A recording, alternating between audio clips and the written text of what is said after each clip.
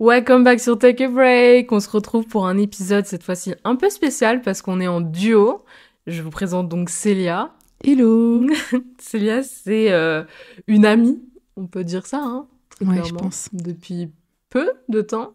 On se connaît depuis 3 ans parce que ça fait 3 ans qu'on est dans la même école, 3 ans qu'on est dans la même classe, 3 ans qu'on suit le même cursus, 3 ans qu'on souffre ensemble, quoi. C'est tellement ça. Et du coup, moi, Célia, quand je lui ai parlé de Take a Break, elle était au courant assez vite de tout ça et elle m'a dit qu'en vrai, ça serait une bonne idée de simplement faire un épisode avec elle parce que tu es atteinte d'un trouble de bipolarité. Exactement. Exactement. Et c'est fou parce que du coup, je sais pas si je te l'ai déjà dit, mais moi, quand je t'ai rencontrée, à aucun moment je me disais que t'étais atteinte de ça. Parce que justement, je te trouve hyper sereine dans ton truc, hyper bah genre bien balancée, tu vois. T'es pas en mode oh ça me casse les couilles et puis là son après t'es en mode ti ti ti ti, tu vois. T'es Après, très non, mais je comprends de ouf. Après aussi, c'est parce qu'on a vraiment fait la rencontre de nous deux, où on a commencé vraiment à se parler, etc. Il n'y a pas si longtemps. ouais. Et ça allait clairement mieux parce que je pense que tu m'aurais vu en première ou deuxième année, c'était déjà pas tout à fait ça. Mais pourtant ouais peut-être. Mais d'un point de vue un peu extérieur de je te voyais quand même en cours, t'étais très calme, tu vois. Et ouais, le masque. Le Charline masque le c'est masque. fou. C'est fou de fou. Et quand elle m'a dit ça, du coup, c'est vrai que je me suis un peu dit, ce serait bien d'en parler, parce que bah, déjà, ça parle clairement de santé mentale. C'est, je sais pas si c'est un trouble mental ou pas, mais pour moi, je dirais un peu ça, c'est quelque chose qui se passe dans ta tête quand même malgré Mm. tout. Et c'est vrai que, fut une époque, quand je ne connaissais pas ce que c'était la bipolarité, j'avais tendance à utiliser ce mot d'une manière pas bien, tu vois. Genre Ouais, à la place mais de dire lunatique, de ah non, mais je pleure et je rigole en même temps, je suis trop bipolaire. Et c'est vrai que j'ai découvert cette maladie il y a peut-être genre 5 6 ans à peine. Pourtant, elle est vraiment bien présente dans le monde, quoi. ouais, bah c'est sûr, il y en a plein en vrai qui sont atteints et tout. Après, c'est. En vrai, tout le monde fait abuse Mm. sur ce mot et sur ce terme. Un peu comme schizophrène, Ouais, bah genre de de trucs, ouf. tu vois. Mais même, tu vois, genre dépressive, des trucs comme ça. Ah, je suis Ouais, trop en dépression. Non, mec, de fou. pleure un coup et puis ça va mieux aller, je te le dis. C'est pas ça la dépression, quoi. Et ouais, et je me suis dit, ça serait intéressant de voir ton point de vue parce qu'on oublie trop souvent que c'est vraiment une maladie, que ça doit être diagnostiqué et que ça Mm. doit vraiment être prise en main par des pros, que genre c'est pas un truc qui passe comme ça, genre. Personnellement, j'ai été un peu sur Google pour voir un peu des petits chiffres, j'aime bien, et voir aussi quelle était la définition. Mais toi, comment est-ce que... Enfin, quelle est pour toi la définition de la bipolarité, tu vois? Alors, ma définition actuelle de la bipolarité, parce que ça a été un chemin avec mon psychiatre où il a pris le temps de tout m'expliquer et Hmm. ma vision au début de mon diagnostic et la version maintenant, forcément, elle a évolué. Maintenant, je dirais que la bipolarité, c'est un trouble mental, Ouais. un dérèglement de l'humeur. Et en fait, c'est passé par des phases de dépression et des phases maniaques. Pas maniaques, genre on range la Ouais, j'ai vu cuisine. ça. J'ai vu qu'il y Genre, avait trois phases. ouais. Ok. Et deux thymies. Mhm. Le thymie, en fait, c'est genre le terme scientifique, mais en vrai, c'est genre quand t'es normal. Ouais, c'est balancé, quoi. Ouais, c'est ça. Et en fait, moi, j'imagine vraiment ça comme une espèce de ligne. Et quand t'es en dessous, t'es en dépression. Ça peut aller de un tout petit peu en dessous où t'es pas bien, tu vois, t'es bof, Hmm. à vraiment la grosse dépression. Et tu peux remonter en pic et aller clairement au-dessus de la ligne. Si on dit que la ligne, c'est la normalité. Ouais. Et t'as encore deux lignes au-dessus où t'as la phase hypomaniaque, donc c'est être maniaque de version légère, une mini période de manie. Et la période maniaque carrément, c'est en haut et là c'est genre le summum. Voilà. Et tu redescends, tu montes et c'est genre des vagues où voilà, ça fluctue dans le temps. Et dans le temps, c'est pas dans la journée, ça peut être. Tu peux être dépressif pendant des semaines. Il me semble que c'est un truc en mode il faut qu'une dépression dure plus d'une semaine ou un truc comme ça, 5 6 jours, pour que ce soit déclaré comme une Comme la phase, période. ouais. Ouais, c'est ça, comme une période de dépression. Parce que être triste un jour. Un Oui, jour oui, ouais, normal, quoi. voilà, normal. Et sinon, c'est un peu pareil pour les périodes de manie. Je sais plus exactement le nombre de jours, mais c'est un certain nombre de jours, en fait, ça se compte. Et ça peut durer des jours, des semaines, des mois Ok. de dépression, des années, peut-être, si t'es pas aidé, quoi. Donc voilà, moi, c'est comme ça que je le définirais. Et je le définirais aussi par catégorie parce que il existe 3 types de bipolarité. Ok. Alors moi, je vais parler surtout du mien puisque je connais pas tellement les autres. Donc le type 1 et le type 2, alors je ne saurais pas vraiment exactement l'expliquer parce qu'on me l'a pas forcément bien expliqué vu que c'est pas mon cas. C'est vraiment des périodes de manie et de dépression. Et entre le type 1 et le type 2, ça se définit par l'intensité des phases maniaques ou des phases dépressives. Ok. Et moi, je suis type 3. Le type 3, c'est un petit peu différent parce qu'en fait, c'est, on va dire que tu fais des dépressions, plusieurs ou une grosse, et qu'en te donnant un médicament, souvent un antidépresseur, tu atteins une phase de manie. Tu l'as pas naturellement, mais quand on essaye de soigner ta dépression, tu passes en phase maniaque et là, du coup, on sait que la bipolarité type 3 est en toi.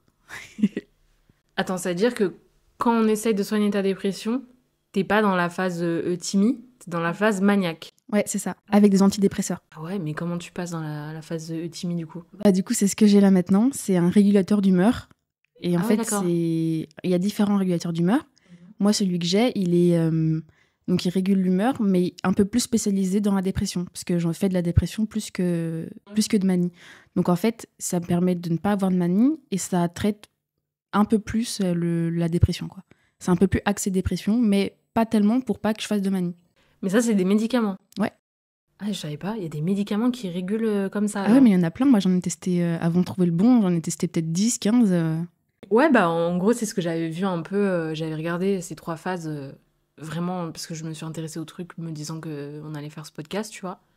Mais c'est vrai que c'est marrant à voir parce que malgré tout, la bipolarité, je la voyais quand même d'une façon... Peut-être que j'avais trop le truc de borderline qui a pas vraiment de rapport, mais qui ressemble quand même. Ouais, en fait, le truc, c'est que souvent, une maladie mentale, ça peut être accompagné d'autres. Ouais, c'est ça. Donc, moi, en l'occurrence, c'est pas le cas.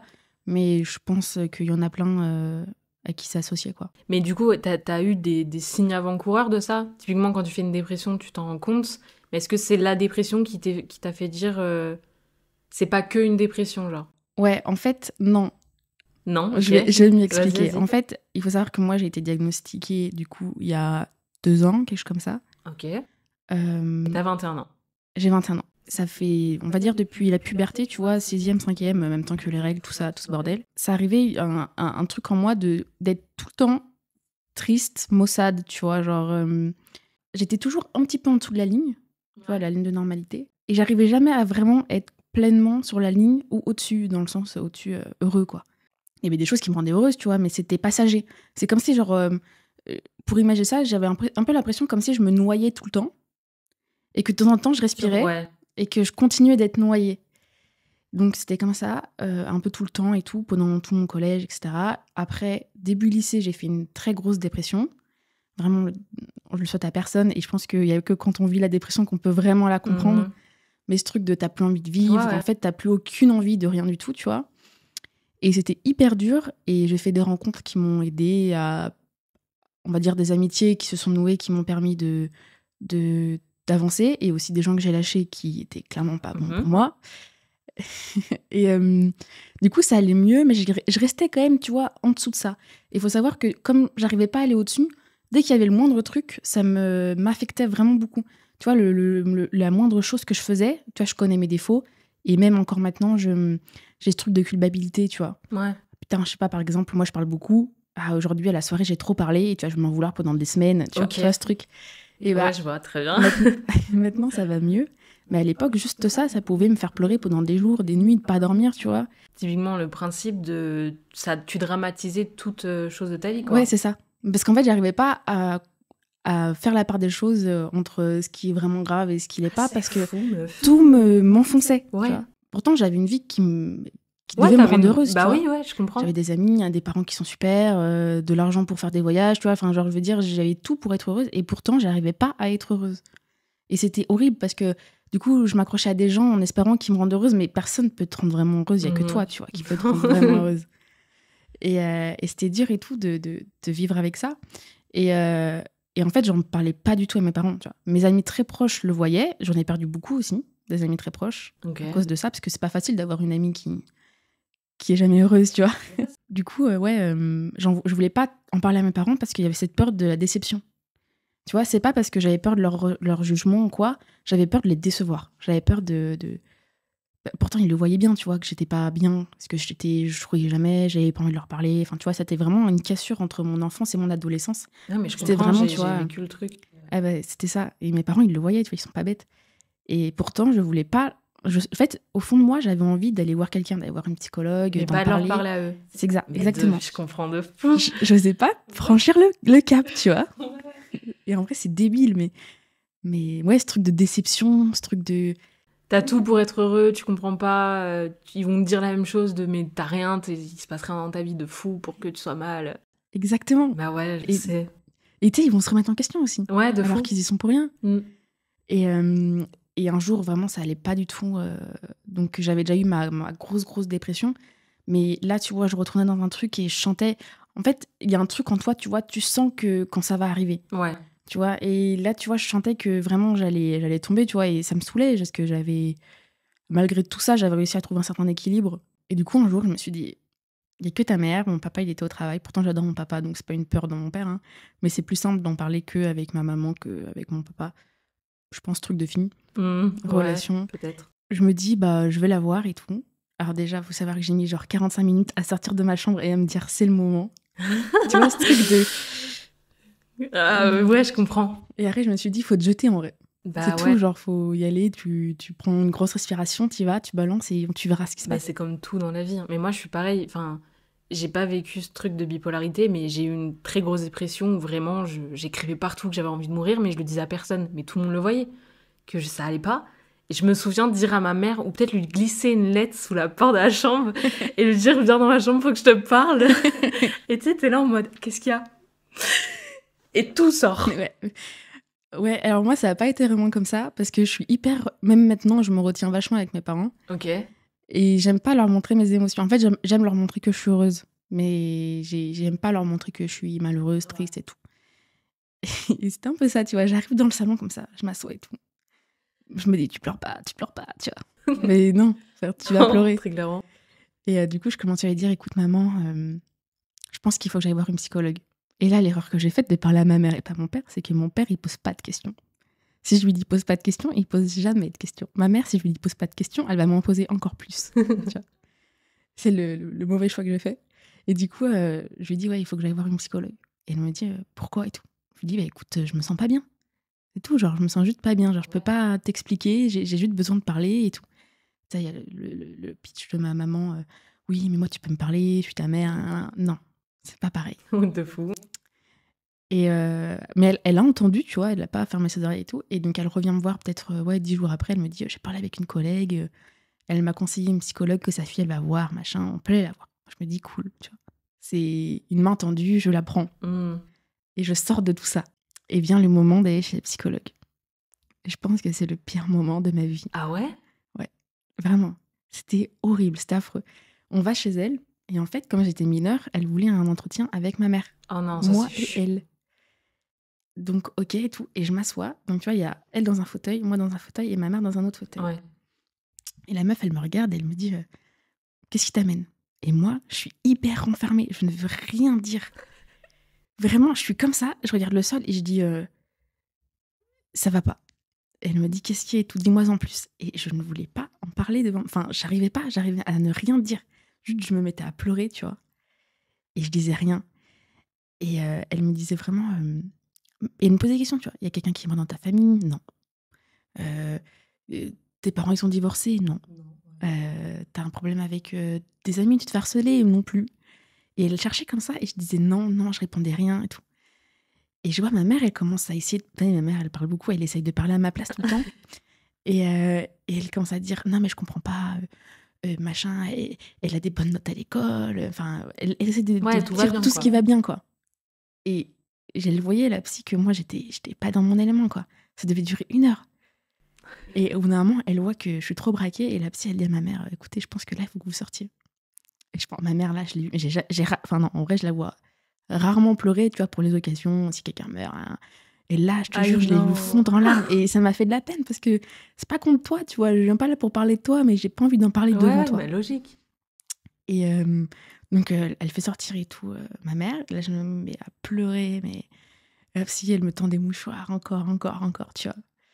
Et bon, bref, on finit la séance. Elle me dit, on va se faire une petite séance par semaine. Et quand ça ira mieux, une fois toutes les 2 semaines, ok, très bien et tout. Et quand tu vas chez la psy, le plus dur, c'est d'y aller. Tu vois, c'est le chemin pour y aller, moi, je trouve. Je sais pas, moi, je kiffe. Ah ouais? J'adore aller chez la psy. Peut-être parce que justement, tu verras par la suite que je me sentais pas bien chez elle. Mais... oui, voilà. non, mais oui, ça, j'ai connu. Oui, bien sûr. Alors, Ouais, des trucs où c'est pas la bonne personne à qui parler. Ouais, vraiment, c'est un truc de feeling. De ouf. Et du coup, j'y allais toutes les semaines. Ma mère, elle m'emmenait. Ah non, mais attends, je t'ai pas raconté. À la fin, non, mais attends, parce qu'après ce rendez-vous, c'était un vendredi et j'allais à l'anniversaire d'un pote dans une salle des fêtes, c'est genre les 18 ans. Et vraiment, on sort. Et c'était moi, j'étais en train de t'accompagner et je devais conduire jusqu'à la maison pour qu'après, une pote vienne me chercher pour qu'on aille à l'anniversaire. Et vraiment, on rentre dans la voiture, grand silence. On prend la voiture, je pleure. Je sais même pas comment j'ai fait pour réussir à rentrer en vie chez mes parents. Vraiment, je pleurais. Ma mère à côté, comme ça, qui parlait pas, qui pleurait. Et puis d'un coup, elle essaie de me dire, mais tu peux tout me dire. Et tout. J'étais en mode, mais maman, arrête. Franchement, c'était un calvaire, quoi. Après ça, je suis arrivée à l'anniversaire de mon pote. J'ai vu ma meilleure amie. Je lui ai dit, c'est bon et tout. Je lui ai tout raconté, ça allait mieux, tu vois. Et bon, bref, moment horrible. Et donc, du coup, après, toutes les semaines, je devais aller la voir. Ariel, ça s'appelait Ariel. Et en fait, au début, ça faisait du bien de parler des choses. Et au fur et à mesure des séances, j'avais l'impression qu'elle prenait pas au sérieux ce que je disais. Qu'elle me disait, oui, mais t'as tout pour être heureuse, sois heureuse. Ouais. Et ça, j'appréciais pas parce que j'essayais d'être heureuse. Et j'y arrivais pas, même si j'avais tout ce que je voulais, tu vois. Et du coup, j'ai l'impression qu'elle minimisait vachement... Ouais, tes problèmes. Ouais, c'est ça. Je comprends. Et du coup, ça m'a freinée. J'avais plus trop envie d'y aller. Je me disais, bon, en même temps, peut-être que ça va me faire du bien si je me force à y aller là. Et en gros, après, il y a eu le confinement. Ah yes. Meilleur moment de ma vie, par contre, le confinement, vraiment. Ouais, j'ai beaucoup aimé. J'ai kiffé. Et du coup, on faisait des appels au téléphone. Enfin, tu vois, ma psy, je l'appelais au téléphone. Puis au bout d'un moment, je lui dis, écoutez, moi, je pense que j'ai plus besoin de vous. Elle me dit, ok, très bien. En même temps, au confinement, je voyais personne, je restais chez moi, donc il n'y avait pas... voilà. Et du coup, comme je me sentais plus très bien, je me suis dit, c'est le moment de dire au revoir à Ariel, tu vois. Donc du coup, j'ai dit à ma mère, c'est fini, elle et moi, tu vois, notre relation, elle est dead, tu vois. Et bref, la vie a repris son cours et tout. Et fin du confinement, voilà, début de 3S. Wouhou, génial. Let's go. Et en fait, je sais pas comment ma mère... En fait, je pense que une fois le moment où je lui ai dit que ça allait pas très bien, je pense qu'elle a toujours fait hyper attention après. Tu vois, en mode, elle allait pas très bien et maintenant, le moindre signe, je veux m'inquiéter. Et du coup, je suis repartie dans une période où j'étais pas ouf, tu vois. Et un soir et tout, elle vient me voir, elle s'assoit à côté de moi, elle me dit, écoute, je vois que tu vas pas bien. Moi, la psychologue, ça a pas marché. Ma collègue, elle m'a parlé elle m'a parlé d'un super psychiatre, je précise, ce qui est complètement différent d'un psychologue, spécialisé dans l'adolescence, les jeunes adultes, etc. Est-ce que tu veux y aller? Je lui ai dit, en vrai, pourquoi pas. Au pire des cas, ça me plaît pas, je fais une séance et basta, tu vois. Et du coup, on y va. Il a pas demandé à ma mère de m'accompagner. Elle a resté dans la salle d'attente. Et du coup, ouais, je suis arrivée chez le psychiatre. Et là, du coup, tu sais, je lui ai parlé de tout ce qui s'est passé. Hein. Et en fait, lui, il m'avait dit un autre diagnostic. Je sais plus du tout comment ça s'appelait. Mais en gros, c'est un état mental qui fait que tu restes toujours en dessous de la barrière neutre. Et que des fois, tu fais des downs, tu vois. Ok. Et je ne sais plus du tout comment ça s'appelle. Mais du coup, il m'a dit que, voilà, il pensait que c'était ça et tout, machin. Et du coup, hop, antidépresseur. Et je suis sortie et tout. Je me suis dit, bon, on va tester, tu vois. Maintenant que c'est là. T'es pas du tout contre tout ça. Moi, je sais que je connais des gens qui sont en mode hors de question. Je vais me soigner d'une autre façon, je peux pas. En fait, arrive un moment, tu cherches. Tu prends ce que t'as. Ouais. Tu vois, ce qui t'arrive, tu te dis, oh, écoute, c'est là, voilà. Et tu sais, c'était une période où t'as, en plus de la bipolarité, moi, par exemple, j'ai des impulsions qui font que je pense très fort à me faire du mal. Souvent, les gens qui ont ce genre de truc ne passent pas à l'acte, tu vois, mais ça tente, tu vois, par exemple, tous les soirs, tu te dis, putain, j'aimerais bien me mettre un couteau dans le ventre. Ok. Tu vois. Ah ouais. Ou, putain, ça serait bien que je perde mon bras. Tu vois, j'aimerais bien perdre mon bras, j'aimerais bien qu'on me coupe le bras. D'accord. Je ne sais pas comment l'expliquer. Ouais, c'est des pulsions. Ouais, c'est ça. Et du coup, à un moment donné, tu te dis, tu me donnes ça, vas-y, je te crois. Je comprends. Et du coup, j'en prends et tout, machin. Ça dure, je crois, genre, tu sais, on se voyait toutes les 2 semaines et on faisait 1 mois de traitement ou 1 mois et demi, je sais plus exactement, pour voir comment ça se passait, parce qu'en 2 jours, tu peux pas savoir. Et donc, je fais mon traitement et tout. Et je reviens le voir et tout. Il me dit, ça va et tout. Je lui dis, ouais, ça va mieux. En tout cas, je suis pas triste, c'est certain. Mais je sais pas, je trouve que je suis un peu bizarre et tout. Un peu éteinte. Non, au contraire. Ah. Et il me dit, pourquoi, tu vois? Et je lui dis, bah écoutez, je sais pas, je dors 2 heures par nuit, je suis en pleine forme, je commence des trucs, je commençais 10 000 trucs, tu vois. Dans la nuit, je pouvais faire 50 000 dessins, commencer des Lego, machin, et je finissais pas, tu vois. Mais je faisais plein de trucs, mon cerveau, il s'arrêtait pas, tu vois. Même quand je dormais, je rêvais de trucs et tout, je me réveillais, je me dis, faut que je fasse ça, tu vois. Je rêvais, je faisais ma to-do list dans mon rêve et tout, et le matin, je me levais, et le matin, c'était 6 heures du mat, tu vois, alors que moi, je suis une grosse dormeuse. Vraiment, je dormais pas du tout. Et puis, je dépensais. Mais un truc de fou, j'allais dans un magasin. Je me disais, ça, je le veux. Toi, ton micro, là, à 300 €, j'aurais dit, ça, je le veux. Le soir même, je serais sortie avec, tu vois. Mais alors, j'ai lu ça. C'est clairement des symptômes de la bipolarité quand même. Mais Mais ça, du c'est syndrome maniaque. Voilà, c'est ça. En Ah fait, ouais, j'avais pris c'est les fou. antidépresseurs. Ah oui, mais c'est ce que tu me disais tout à l'heure, je suis conne. Ouais, Et du coup, ça, t'es passé dans la phase maniaque. Ouais, mais je pense que j'ai dépensé 3000 balles en 1 mois, quoi. Mais non. Dans des trucs que je n'ai jamais utilisés. Pendant 3 liesses, wesh. Ouais. Alors que tu dépensais déjà 1002 chaque mois, là. Ouais. Mais en fait, je m'en foutais, tu vois. Genre, en fait, je me disais, bon. Et ce que je ne ferai plus jamais. Mais. Ah, t'étais en one life Mais total. en one life. Mais j'achetais des trucs, j'achetais une tablette graphique, frérot. Je l'ai jamais sortie de sa boîte, maintenant, je l'ai donnée à Alexis. Oh là là. Mais que des trucs comme ça, j'achetais des trucs, genre. Je pouvais acheter une télé à 600 €, mais comme ça. J'arrivais pas à me contrôler, c'était abusé. Et je lui disais, mais c'est bizarre et tout. Bref, et du coup, c'est là où il m'a dit, ok, je pense que t'es passé en mode maniaque et que du coup, on va peut-être changer ton traitement et tout. Et donc là, on a testé. Donc là, il m'a donné un régulateur d'humeur, mais spécialisé dans les manies. Ok. Donc qu'est-ce que j'ai fait? Une dépression. Non. Ah, il savait toujours pas que t'étais bipolaire. Il se doutait, mais sauf qu'en fait, comme je sortais d'une dépression, d'une période maniaque, il fallait qu'on l'arrête. Oui, bah oui, bien sûr. Donc en fait, il m'a donné un médicament qui permettait de l'adoucir, ce qui m'a fait du coup plonger. Et du coup, là, il s'est dit, ok, donc elle est plus susceptible de plonger que de monter. Voilà, exactement. Et du coup, on a fait plein de traitements, mais j'ai dit, ouais, peut-être en faire 10, quoi. Entre les antidépresseurs, les différents trucs et tout, machin. Et du coup, on est arrivé sur celui que j'ai actuellement. Et on a augmenté la dose petit à petit, c'est ce que je trouve un équilibre qui me plaisait, quoi. Ok. Mais c'est super cool parce que, en fait, moi, ce que j'ai pu lire, c'est que déjà, ce trouble, il apparaît beaucoup vers l'adolescence, donc entre genre 15 et 25 ans. Donc, quand tu m'as dit, j'étais voir quelqu'un qui spécialisait entre les ados et les jeunes ados, enfin, jeunes adultes plutôt, c'est sûr et certain qu'il se doutait de quelque chose, quoi. Ouais, après. Donc, t'as quand même tombé sur le bon. Parce que généralement, c'est 10 ans entre le début de tes symptômes et un traitement, quoi. Bah là, ça a été presque 10 ans, puisque j'ai eu mes premiers symptômes à 11 ans. Tu vois, 6e, 11-12 ans. Ah oui, et j'ai été diagnostiquée à 21 ans, tu vois. Bah, mais la première fois où j'ai fait mes petites dépressions et tout, j'avais 11-12 ans, quoi. Mais du coup, trop bien. Et il est de Lyon, ce mec. Ouais, il est à côté de l'Parc de la Tête d'Or. Ok, ouais, logique. Ils sont tous là-bas. Il est riche. Voilà. Le prix de la séance. Et donc, tu as testé plusieurs traitements et tu tombes sur le traitement parfait qui permet de pas plonger ni d'aller trop loin, quoi. Et d'avoir des sentiments, tu vois. Je suis triste des fois, c'est la vie. Mais genre, je finis pas genre au fond du lit pendant 3 jours à pleurer, à me rendre malade pour pas aller au travail, tu vois. Alors, juste, je suis triste. C'est la vie. Ça fait du bien d'être triste. Et donc, t'es sous traitement tout le temps maintenant? Ouais, j'ai un médicament à prendre tous les soirs.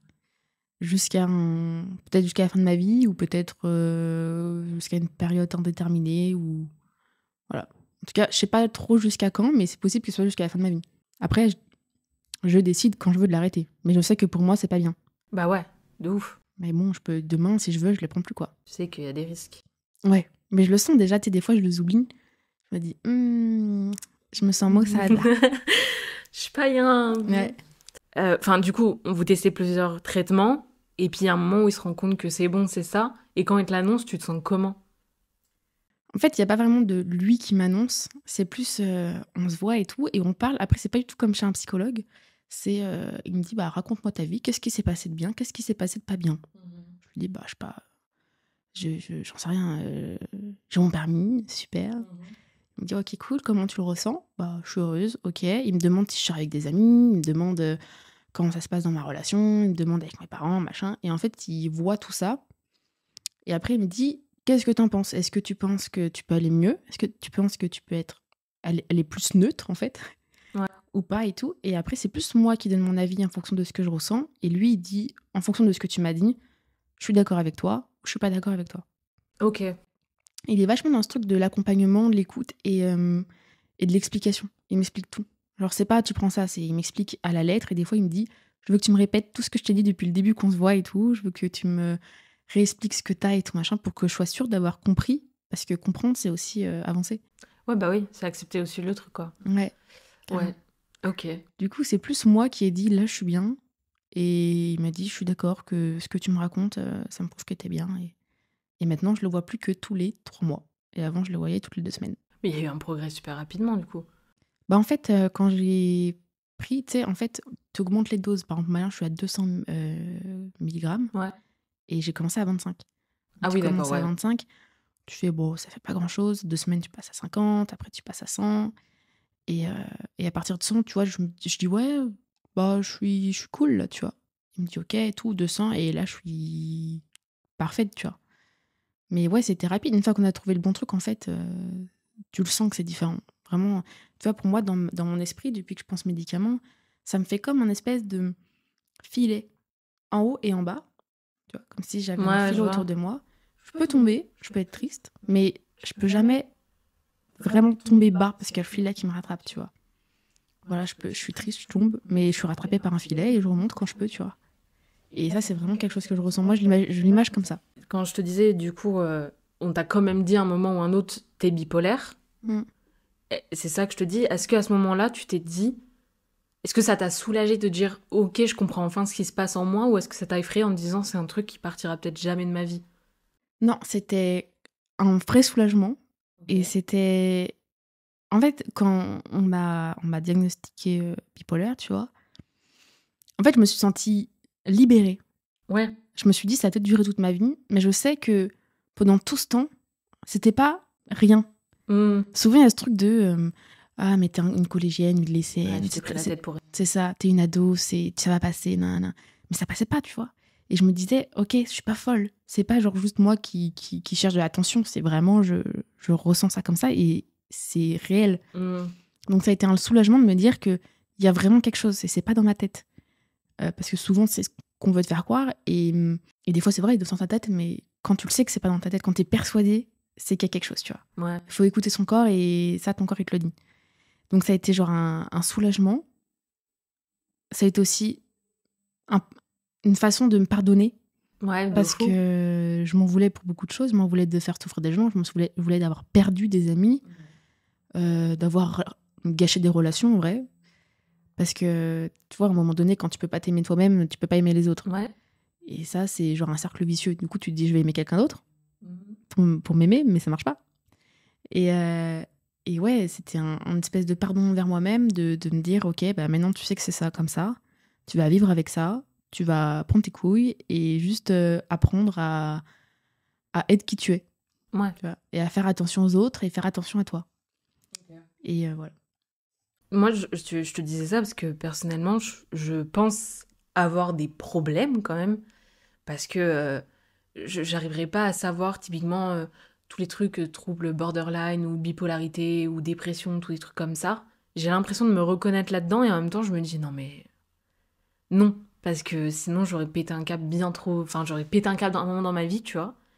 Mais j'ai quand même l'impression qu'il se passe des trucs et qu'il s'est passé des trucs sans que pour autant maintenant ça soit réglé par autre chose. Enfin, comment dire, tu m'as connu avant ma rupture, tu me connais après ma rupture et tu vois qu'il y a un apaisement quand même. Enfin, moi, je le ressens comme ça, mais très apaisé.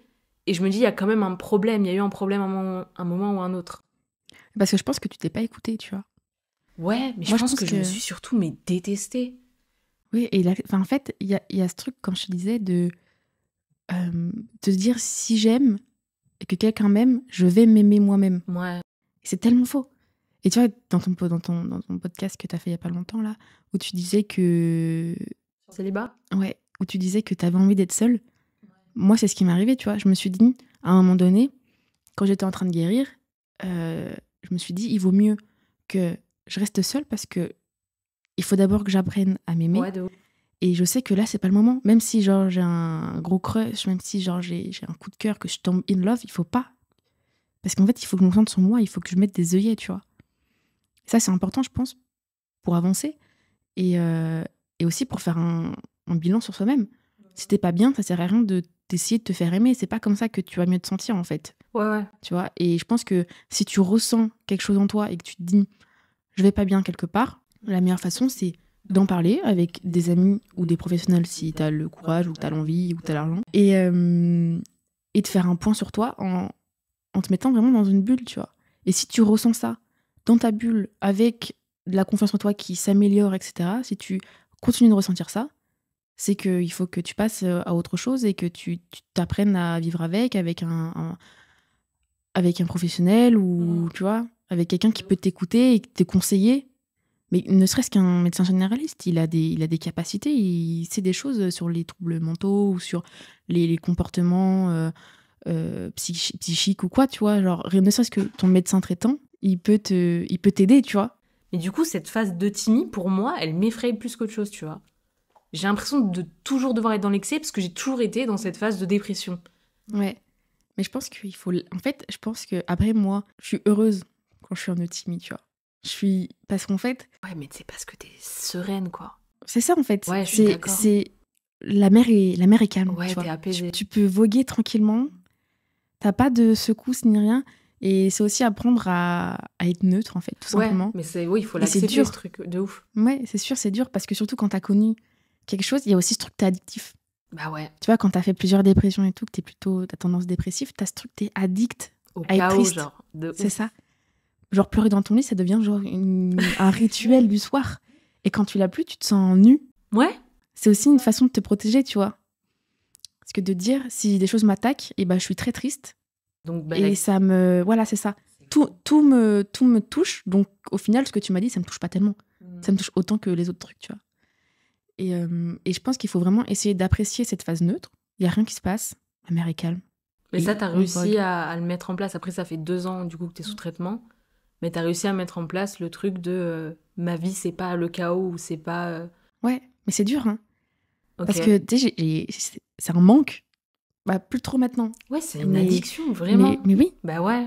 Pendant longtemps, je me suis dit, mais ça va pas. Tu vois, je savais que ça allait mieux, mais je me dis, ça va pas. C'est bizarre, ma vie. Pourquoi je suis comme ça, tu vois, genre, je me couche, des fois, je suis heureuse. La nuit. C'est bizarre. Des beaux rêves. Ouais, c'est ça. Plus de cauchemars. Et tu sais, c'est étrange. Et en vrai, c'est une addiction parce que t'as connu ça pendant longtemps. Et pour toi, c'est comme ça que tu vis, tu vois. Bah ouais, toi, exactement. C'est ancré. Tu vois, c'est ce que je te disais, c'est agréable de traîner avec toi, c'est agréable de te parler parce que tu vas pas être excessive ou tu vas pas être là en mode non, mais j'ai pas envie de te parler, ça va pas. Tu peux ne pas aller bien, je vais pas dire à chaque fois que je t'ai vu, t'étais pas au baisse de ta forme, genre qu'on avait couru avec Perceval, mais oh mon Dieu. t'étais genre un peu down. Mais c'est vrai que t'es apaisante, on va dire. En fait, il y a aussi ce truc de... Moi, j'aimais bien parler aux gens quand j'allais mal. Donc, je fais l'effort. Tu vois, il y a des fois des gens que j'aime pas forcément beaucoup, mais qui sont dans mon groupe d'amis, par exemple, qui ont besoin de parler ou quoi. Je retire ce que j'ai dit. J'aime tous mes amis. Oui, non, mais ils sont dans ton groupe. je recommence ma phrase. Il y a des gens, des fois, ils ont envie de parler et tout. Et des fois, t'as pas forcément envie de les écouter. Parce que toi aussi, t'as des problèmes et tout. Mais je sais que moi, quand j'avais envie de parler, j'aimais bien que quelqu'un m'écoutait. Donc, tu fais l'effort, tu conseilles, tu t'essayes de réconforter parce que toi, t'as peut-être pas envie, mais tu fais une bonne action en le faisant, tu vois. Et je pense qu'il faut toujours aussi rester dans ce truc de t'es humain et toi, quand t'as besoin d'aide, t'aimes qu'on te la donne. Donc, tu la donnes quand les autres ont besoin d'aide, tu vois. Et il y a aussi ce truc de... C'est genre, en fait, avec du recul, c'est tellement appréciable. Tu sais que des fois, je suis comme ça, je me dis... Dans ma vie, ça va bien. Ça veut dire qu'un jour, si ça ira mal, je pourrais me dire, à ce moment-là de ma vie, ça allait bien et pour de vrai. Ouais, tu vois de ouf. Parce que quand ça va bien, en fait, c'est justement quand t'es triste une demi-heure, que tu sors voir un film au cinéma, qui t'es refait parce que t'as kiffé, t'es heureuse, et que sinon t'es neutre, en fait, tu vois. Ouais, je suis d'accord. Les émotions, si t'es triste toute la semaine, parce que y a un mec qui t'a pété les couilles, t'as pris ta place de parking, tu vois, c'est pas normal. Ouais, de ouf. Et c'est un truc qu'il faut apprécier. Ouais, il faut relativiser tout, en fait. Ouais. Et c'est long, en fait. C'est un processus qui est hyper long. Mais ça fait du bien Je suis d'accord. quand tu y arrives. Mais c'est peut-être ça qui peut effrayer, c'est qu'il y a un silence en toi. Moi, pendant des années, ça a parlé dans ma tête. Genre, je suis pas dans un truc de schizophrénie et tout, parce que, voilà. Mais je suis dans un truc de... J'overthinkais tout le temps, je rebâchais tout le temps les mêmes trucs, en mode, ah, putain, j'aurais dû faire ci, j'aurais dû faire ça. Et typiquement, je sais pas du tout ce que j'ai eu avant. Genre, il y a la Charline d'il y a un an, je savais pas ce qu'elle avait, même si j'ai pu en parler dans certains de mes épisodes. Je pense qu'elle avait pas confiance en elle, donc elle détruisait tout sur son passage, tu vois. C'était vraiment, j'étais dans l'autodestruction, pardon. Il y a vraiment ce truc de pouvoir se pardonner de putain, si certaines personnes de ma vie avaient rencontré la Charline que je suis actuellement, peut-être qu'elle serait encore dans ma vie. Mais tant pis. Tant pis. Tant pis, parce que justement, les personnes qui sont encore dans ma vie, elles en profitent. Et j'ai rencontré genre 10% des personnes que je suis rencontrées dans ma vie, quoi. Mais carrément. Et puis, quand ton ami, il est vraiment pas bien et tout, moi, par exemple, tu connais ma meilleure amie, Émilie, et bah, tu vois, quand j'ai fait ma grosse dépression, on va dire, au début du lycée, en fait, c'était affreux, tu vois, genre, on est hyper proches, et pourtant, j'ai quand même réussi à la perdre. Et c'est de ma faute, et je le sais très bien, parce que je me suis tellement renfermée sur moi-même que c'était en mode, on se voyait plus, je n'envoyais plus de messages. C'est compliqué à vivre en tant qu'ami, de quelqu'un qui se renferme au point de ne plus te parler, et machin, tu vois.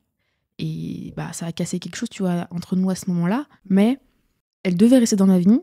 Et actuellement, elle l'est encore, tu vois. On a réussi à passer cette étape. Donc moi, je pense que si t'as perdu des gens à un moment donné et qui sont plus dans ta vie, c'est pas plus mal. Tu vois, c'est qu'ils devaient plus y être. Sinon, toi, tu serais allé vers eux quand ça allait mieux, ou eux, ils seraient revenus vers toi quand t'allais mieux. Et je pense que si vous êtes fait pour être amis ou être ensemble, tu vois, en vrai, c'est hyper gnangnan, mais vous vous retrouverez. Bien sûr. Bah ouais, mais non, mais moi, je crois trop au destin. C'est de ouf. Mais est-ce que c'est toi qui as été vers elle ou c'est elle qui est venue vers toi? Parce qu'il y a quand même un truc de oui, si tu vas vers eux, ça veut dire qu'ils étaient destinés à toi. Oui, non. Parce que tu peux retourner vers des gens qui étaient toxiques et qui t'ont pas mis bien et que finalement tu te rends compte qu'ils te mettent pas bien. Donc faut t'en rendre compte que ok, t'as changé, mais ils ne méritent pas ta nouvelle version. Comme ils ne méritaient pas de vivre l'ancienne version, tu vois. Mais il y a ce truc aussi d'ego. Moi, je sais que il y a des gens... non, en fait, je peux pas dire ça parce que je suis retournée vers toutes les personnes avec qui j'avais envie de retourner actuellement. Mais oui, mais parce que j'ai mis de côté mon ego. Je sais que je t'ai fait du mal, je sais que je t'ai abandonné, peut-être j'aurais pas dû, mais c'était mon moyen de me protéger de tout ça et de te protéger aussi. Et il y a ce truc de ego quand même où je suis retournée vers la personne. Est-ce que toi, t'as fait ça ou est-ce que c'est elle qui est venue à toi? Non, c'est moi qui lui ai... En fait, il y a ce truc qu'il faut pas forcer les choses non plus. Moi, je lui ai juste proposé... je me souviens plus exactement comment ça s'est passé.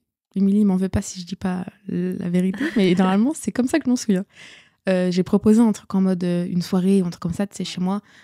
J'ai envoyé un message, coucou, tu veux venir? Ça s'est jamais fait en tête-à-tête parce que ça aurait été trop gênant en fait, genre juste de se voir en tête-à-tête comme ça. Donc je lui ai dit, bah viens une soirée chez moi. Hein. Elle m'a dit ok. Puis elle connaissait des gens à la soirée, genre c'était pas que avec des inconnus, parce qu'on a quand même pas mal d'amis en commun. Donc elle vient et tout. Puis en fait, il y a ce truc de, on se revoit et en fait on rigole direct. Ouais, bah oui, tu vois. Et en fait, on n'est pas que toutes les deux, ce qui rend la chose pas gênante. Parce que toutes les deux, sinon ça va, oui et toi, ok, tu fais quoi dans la vie? Bref, chiant. Et ouais, non, du coup, petite soirée tranquille avec les potes, voilà. Et puis on s'est marré, on a eu de nouveaux délires ensemble. Nouveau délire ensemble. Et après, petit à petit, bah voilà, on s'est revus, machin, on a commencé à manger ensemble et tout. Et en fait, c'est revenu naturellement. C'est pour ça, tu vois, j'ai pas forcé les choses. Oui, j'ai fait le premier pas en envoyant le message. En même temps, c'était ma faute.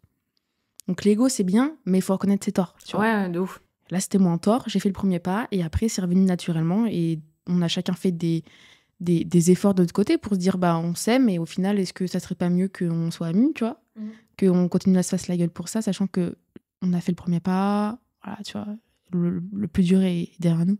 Ouais, mais c'est tout reconstruire quand même, je comprends. Tu peux pas repartir sur les bases de l'ancien temps parce que vous avez tous les deux évolué, quoi.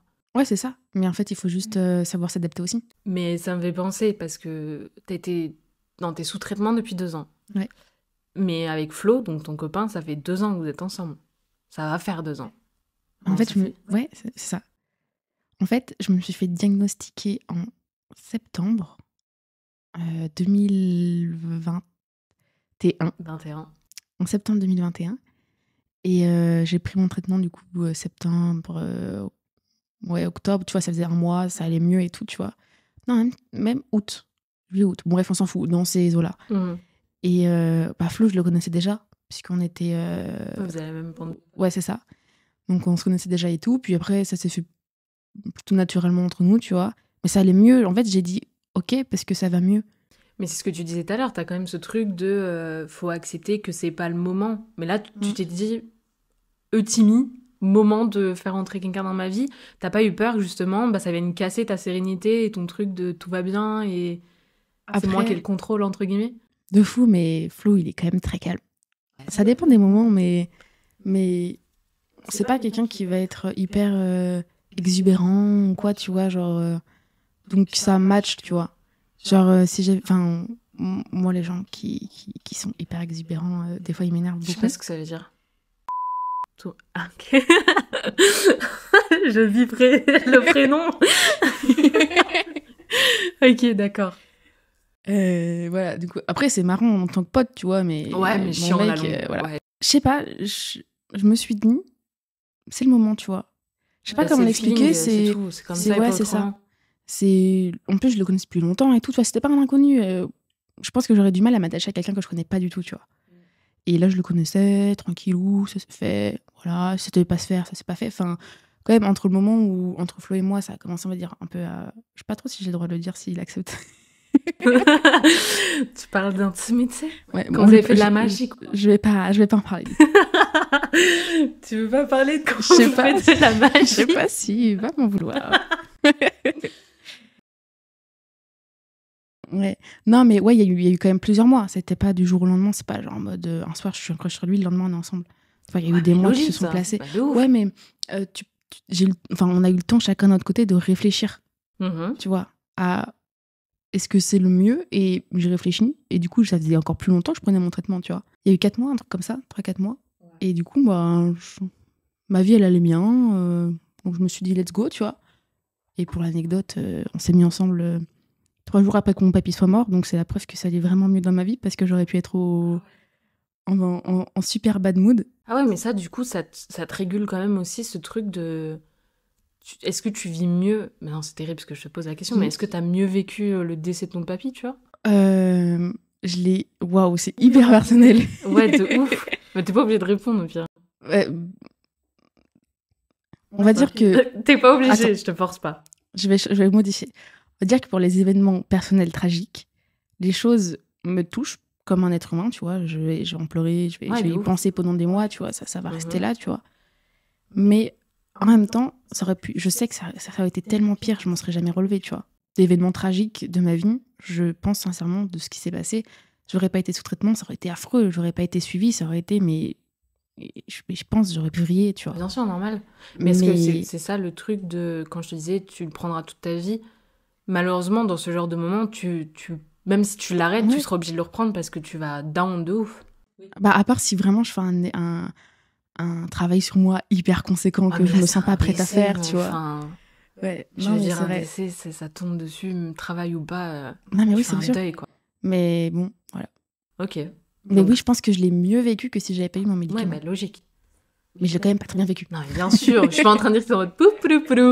Je sais que t'as down de ouf, mais que t'es pas partie non plus. Ouais, c'est ça. Cacahuète, en fait. Quoi. Ok. Je regarde, mais on a parlé un peu de tout. J'ai eu des chiffres et tout qui m'ont un peu glacé le sang, je vais pas te mentir. Vas-y, c'est quoi les chiffres? Mais déjà, t'as un malade sur 2 qui fera une tentative de suicide. Et je me dis, est-ce que toi, quand t'es dans une période dépressive, parce que tu parlais... Ah oui, non, c'était quand t'étais maniaque, tes trucs de t'arracher le bras, là, et tout. Ça, c'était le truc maniaque, c'était pas dépressif. Oui et non, c'est pas arrivé dans tous les cas. Tu vois. Ok. Mais c'était dans quelle phase Moi, c'était... Il y en avait dans tous les cas. Ah d'accord, ok. Mais est-ce que dépressif, parce que je sais qu'il y en a qui sont du mal, etc., puis il y en a vraiment qui sont prêts à passer à l'acte.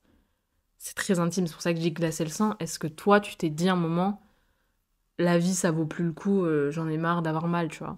Alors moi, vous allez tous me juger, mais c'est pas grave, je vais quand même le dire, je vais assumer. Pendant très longtemps, je me suis mutilée, comme une vraie cassos du collège, quoi. C'est pas... horrible, c'est ça, cassos, à dire ça, là. Juger. Mais je le juge parce que je l'ai fait, tu vois. Je comprends, mais en vrai, déjà pour moi, la scarification, c'est trigger warning. Attendez là, je fais un truc trigger warning que je mettrai avant de parler de suicide et tout parce que c'est hardcore. La scarification, pour moi, c'est quand même un moyen d'appeler à l'aide, entre guillemets, parce que tu le fais sur des parties de ton corps où généralement les gens te voient. Après, je sais qu'il y en a qui le font sur les cuisses et tout, mais il y a bien un moment où tu montreras tes cuisses. C'est un moyen de libérer la pression, de libérer ce que t'as en toi, tu vois. Moi, j'ai pas jugé parce que je l'ai fait. Après, je l'ai fait une fois dans ma vie, puis c'était pas profond du tout. Mais j'ai rien ressenti. Je pense que vraiment, c'était juste le truc de eh oh, on est en plein été, je fais ça sur mon bras. Aucune personne de ma famille ne l'a vu. Personne de ma putain de famille. J'étais à table, les bras devant tout le monde. Vraiment, de genre, Résus, limite en mode, regarde ce que j'ai sur le poignet. Ouais, moi, c'était plus... alors, j'en ai fait très tôt, tu vois, au collège déjà. Et en fait, le truc, c'est que... Il y a une petite part de moi qui est honte parce que c'était tellement... Tout le monde te jugeait, quoi. Si les gens le savaient, c'était la honte, quoi. Mais absolue. Mais moi, enfin, si... Ce serait faux de dire que personne ne le savait, puisque les gens qui étaient très proches de moi le savaient. Mais par exemple, mes parents ne le savaient jamais. C'est-à-dire que je portais toujours des manches longues, même l'été. Ah, tu faisais attention quand même. Ouais, sauf que quand je dépassais trop, je mettais des gants. L'été. Non. Ils se sont dit, qu'est-ce que c'est? Mais en fait, ils se sont juste dit, ouais, c'est ça. Ils se sont dit, mais elle est débile, notre fille, tu vois. Non, mais j'ai un peu froid, là, je me sens un peu malade. Non, pas du tout. Et ouais, non. Par contre, en fait, j'appelais à l'aide, mais je ne voulais pas que les gens le sachent. C'était hyper bizarre, parce que c'était un moyen de se faire mal, mais ça faisait du bien. Effectivement, genre ça te décompressait et tout, puis tu ressentais quelque chose en fait. Ouais, mais de ouf. Et en fait, il y a aussi ce truc de... Ça permettait d'appeler à l'aide, et en même temps, je voulais que personne ne le sache, parce que c'était la honte. T'as vécu des choses pas marrantes et tout machin, et franchement, ça se comprend que tu sois pas bien dans la vie, tu vois. Et si on te diagnostique rien, ça veut pas dire que t'as rien. Ça veut dire que t'as besoin de parler, t'as des choses sur le cœur, qu'il y a des choses qui vont pas, et c'est normal, et il n'y a pas de mal à aller en parler et tout. C'est juste qu'effectivement, il y a ce truc que moi, j'entends beaucoup, bah justement, ah mais je suis bipolaire, hein. C'est possible, j'en sais rien, tu vois, je suis pas ton psy, justement. Et en même temps, ça me fait de la peine, parce que j'en ai vraiment bavé, tu vois, pour en arriver là où je suis. Mais bien sûr, pour moi, c'est minimiser le problème. Un peu. Et après tout... Peut-être que tu l'es, donc va consulter, tu vois. Ouais. Si tu te demandes, tu vas voir un psychiatre, tu fais un diagnostic avec lui, tu prends des médicaments, beaucoup. Tu chiales. T'essayes d'avancer, tu prends sur toi, tu vois. Et voilà, tu vois, c'est possible que t'as un truc. Mais dans ce cas-là, tu te prends en main, tu vas chez quelqu'un, tu diagnostiques le truc. Sinon, tu te dis pas. Parce que c'est pas facile à entendre quand toi tu l'aides, d'entendre des gens qui vont mal s'auto-diagnostiquer, et du coup ça fait perdre, tu vois. Moi je le dis pas tellement que je suis bipolaire, mais je suis pas non plus en mode je le dis pas, tu vois, genre si ça arrive dans ton conversation, bah voilà, très bien, tu vois. Ouais, tu me l'as dit, moi je l'ai appris hyper tard, hein. Ouais, parce que en fait c'est ça, j'en parle pas forcément, tu vois. D'ailleurs je l'ai dit tout à l'heure à mon collègue Nicolas, il l'a su hier, tu vois. Je lui ai dit, je vais faire un podcast, il m'a dit sur quoi, je me dis pas sur la bipolarité, il me dit t'es bipolaire. Nicolas, c'est mon strap, tu vois, le kiff, et bah ouais, c'est ça. Et bon, bref. Ouais, non, mais en fait, parce que ça te définit pas. Non. Ça a fait ce que t'as été et ça a fait ce que t'es maintenant, mais ça te définit pas, tu vois. Le fait que j'aille mieux, bah, j'ai arrêté de fumer, tu vois. Ça fait plus d'1 an que j'ai jamais touché j'ai plus jamais touché un pilon, tu vois. Et maintenant, ouais, ça fait plus d'1 an que j'ai arrêté du jour au lendemain, je me suis dit, bon, ça va, hop, c'était fini. Ah, c'est fou, putain, mais c'est une vraie force. Ouais, mais des fois, tu vois, j'ai envie, tu vois. Quand je vois des potes et tout, je suis en mode... Et je sais que c'est un... C'est une relation. Ouais, et ça ne sert à rien, parce que tu vas reprendre, tu vas avoir envie, c'est débile, tous tes efforts, ils sont gâchés, tu vois. D'accord. Donc des fois, c'est un peu un combat et tout, je suis en mode... Mais c'est pour mon bien et tout, et au final, c'est pas plus mal, tu vois. Comme ça me coûte beaucoup moins cher. La vie est mieux. Après, tu dépensais 600 balles dans des télés, donc... Est-ce que... Non, mais j'ai acheté des jumelles. Non. J'allais à la fête. T'habitais... Tu vas regarder quoi? La pollution. Je sais pas, je me suis dit un jour et tout, je vais aller en voyage et tout, mais que dalle. J'ai acheté des trucs que j'aimais pas, mais j'aime rien. En plus, tu me connais, la nourriture, j'aime rien. Ouais. Tu vois, je me disais, oh, je vais acheter de la courgette. Je déteste la courgette, tu vois. Quoi? Et j'achetais, non, mais c'est fou. Et j'achetais genre 4 courgettes et j'étais dans mon frigo comme ça. Et après, je disais, bah, ma soeur, tu veux des courgettes? Ou sinon, c'était poubellitos. Horrible. Non. Vraiment, faites pas ce que je fais, hein. Mais ouais, truc comme ça, tu vois. Donc c'était même pas par envie, c'est juste vraiment tu veux dépenser, quoi. Ouais, c'est ça. Parce qu'encore tu dépenses dans des trucs... Moi je comprends les dépenses débiles. Des Lego, tu vois. Ça, c'est le truc que je comprends. C'est débile, mais ça fait plaisir, tu vois. C'est pas moi qui ai acheté. Mais oui, ça fait grave plaisir, de ouf. Il y a un truc qui est aussi important, je trouve, sur l'après. Quand tu décides de franchir le cap et d'aller mieux, tu vois. Même si dire que décider, c'est un grand mot, mais quand tu essaies d'aller mieux et tout, moi, ce qui m'est arrivé, c'est que quand j'ai commencé à prendre tous mes médicaments et tout, il y a eu genre un changement physique. Et tu vois, on en a déjà parlé plein de fois, où je te dis que j'aime pas mon corps, etc. Et tu me dis, depuis 3 ans, tu vois, j'ai énormément grossi. Et c'est aussi un effort de moi d'essayer de m'accepter comme je suis, parce qu'en fait, j'ai grossi parce que la prise de mes médicaments, alors pas celui que j'ai actuellement, mais ceux que j'ai eu avant, c'était des hormones, donc en fait, ça faisait prendre du poids, plus la pilule, machin. Je vais mieux, donc je mange beaucoup plus.